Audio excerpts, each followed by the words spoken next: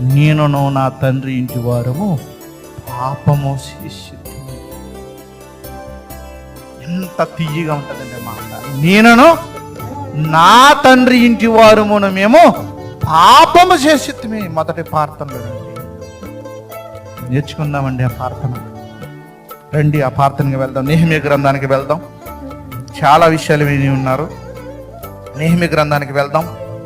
నెహెమ్యా గ్రంథానికి మీరు వెళ్ళక ముందు ఇందులో మొదటి అధ్యాయంలో మీరు ఒకసారి పరిశీలించుకున్నట్లయితే, ఈ మొదటి అధ్యాయము అంతలో నుంచి 4వ వచనం కానించి 11వ వచనం వరకు కూడా వదిలమని చదువుతాను. మొదటి అధ్యాయములో నుంచి ఈ మొదటి అధ్యాయంలో మీరు ప్రార్థన వింటారు. ఈ మొదటి అధ్యాయము 4వ వచనం కానించి 11వ వచనం వరకు కూడా మొదటి ప్రార్థన. రెండవ ప్రార్థన 2వ అధ్యాయము 4వ వచనము రెండవ ప్రార్థన.